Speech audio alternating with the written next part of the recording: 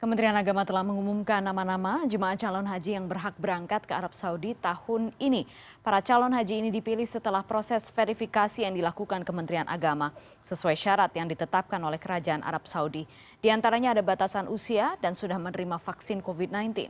Untuk lebih jelasnya lagi terkait skema keberangkatan haji tahun ini, kami akan berbincang dengan Direktur Pelayanan Haji Dalam Negeri, Saiful Mujab, bergabung melalui Zoom. Pak Saiful, selamat sore. Selamat sore, Assalamualaikum warahmatullahi wabarakatuh. Waalaikumsalam warahmatullahi wabarakatuh. Terima kasih Bapak atas waktu Anda. Pak Saiful, sebelum kita mulai untuk berkaitan dengan syarat dan prosesnya, masyarakat ingin tahu bagaimana sebenarnya proses hingga keluar daftar nama calon yang bisa berangkat haji dan juga sudah disebar.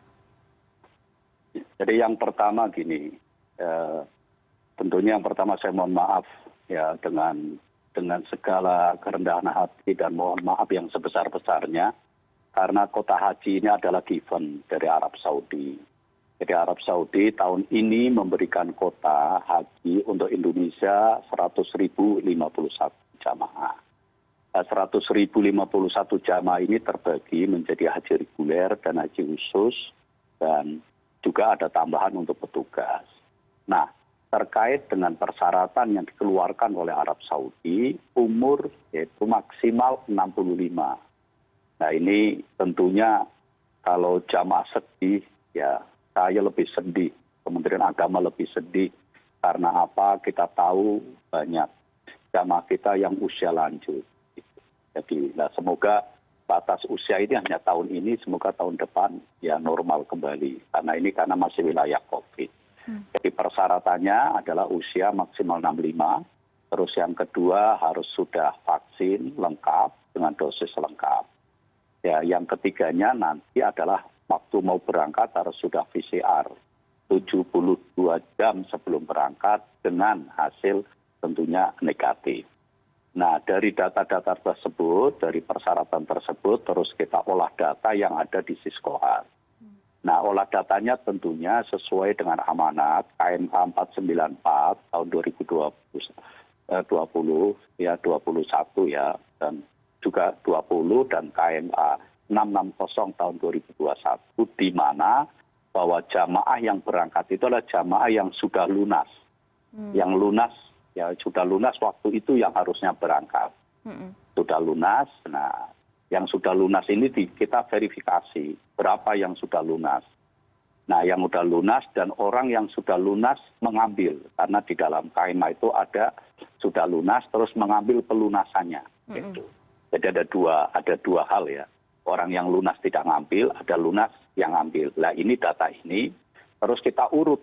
Karena hanya 92 ya, hanya 92.000 sekian, maka kita urut nomor urut di data Siskohat dari nomor 1 sampai 92. Sehingga ya ada yang terpisah suami istri dan juga ada yang tidak masuk gitu. Jadi saya mohon maaf karena memang keterbatasan. Kita inginnya kita berangkatkan semua yang kemarin tertunda. Nah setelah ini data sudah clear, kita verifikasi ke daerah terus memverifikasi terkait dengan jamaahnya dan lain sebagainya. Setelah kita nyatakan final, data ini baru kita umumkan secara resmi. Nah, terus mulai hari tanggal 9 sampai tanggal 20 adalah konfirmasi pelunasan dan termasuk pelunasan bagi yang sudah ngambil pelunasan waktu itu. Oke, Pak Saiful, ada sekitar 92.000 sekian dari kuota yang reguler, kemudian sisanya untuk yang plus. Lalu dari total kuota itu 100.051 orang, kemudian ada juga beberapa yang cadangan. Yang masuk ke cadangan itu potensinya untuk bisa berangkat bagaimana sebenarnya Pak Saiful? Karena memang beberapa masuk cadangan dan mereka masih berharap betul bisa berangkat. Jadi kan gini, kita perlu cadangan karena dari 92.000 sekian yang berhak untuk mengkonfirmasi dan melunasi dari tanggal 9 sampai tanggal 20 ini itu kan terus berjalan.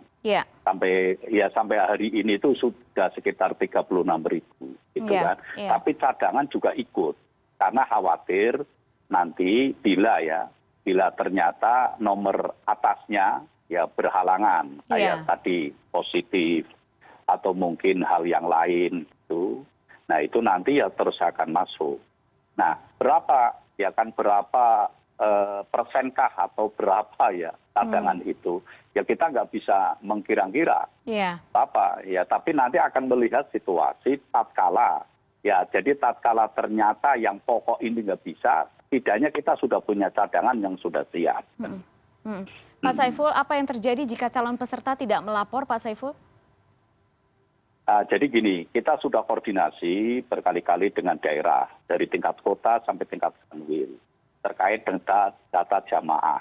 Ya, dari data jamaah itu sudah kita verifikasi dengan daerah, koordinasi terus untuk mencari data tersebut. Jadi kan otomatis di dalam pendaftaran ada nomor telepon, ada alamat, gitu kan. Bahkan kadang ada rombongan. Nah ini kan semua bisa dikonfirmasi, gitu kan. Dikonfirmasi sampai ketemu atau kalau nanti dalam waktu tertentu ternyata data itu tidak ketemu, ya kita akan turunkan di data berikutnya kan gitu. Iya, berarti nama yang di bawahnya otomatis naik, kurang lebih begitu Pak Saiful otomatis, ya? Di cadangan itu otomatis naik. Iya, Pak Saiful, kapan rencana keberangkatan kloter pertama, Pak Saiful? Insya Allah sebagaimana jadwal yang sudah kita keluarkan, itu akan berangkat pertama itu tanggal 4 bulan Juni. Jadi bulan Juni ini penerbangan pertama. Dan saya konfirmasi lagi, jika peserta tidak mengetahui bahwa ada kewajiban untuk melaporkan diri, itu berarti juga akan dicek secara manualkah oleh Kementerian Agama sampai ke tingkat bawah, cek ke rombongan misalnya? Ya, jadi kita akan terus cek and recheck ya, dari mulai tingkat kota, ya tingkat rombongannya dan lain sebagainya. Dan selama ini insya Allah itu sudah mulai terdata semua itu dari. Baik, sejauh ini sudah berapa banyak Bapak yang melaporkan diri untuk bisa berangkat haji? Jadi dari 2 hari mulai tanggal 9 kemarin itu yang sekarang sudah melapor, mengkonfirmasi pelunasan dan melunasi itu sekitar 36.000 dari 92.000 sekian. Oke, masih banyak yang belum ya. Mungkin karena memang baru dirilis tanggal 9 kemarin, jadi memang masih panjang waktunya. Semoga semoga proses ini berjalan lancar. Pak Saiful, mohon maaf sekali waktu kita terbatas. Kita akan sebentar lagi mengikuti azan maghrib. Tapi terima kasih banyak Bapak untuk informasinya. Terima kasih. Mohon doanya semoga lancar semua dan kita semua bisa menjalankan sebagaimana yang telah diamanatkan. Dan mohon maaf kepada para jamaah yang ternyata ya umurnya karena sudah di atas 65, ya Allah itu mohon maaf sekali. Karena ini aturannya dari Arabnya sana. Terima kasih. Iya, itu aturan dari Kerajaan Arab Saudi. Pak Saiful Mujab, Direktur Pelayanan Haji Dalam Negeri. Terima kasih.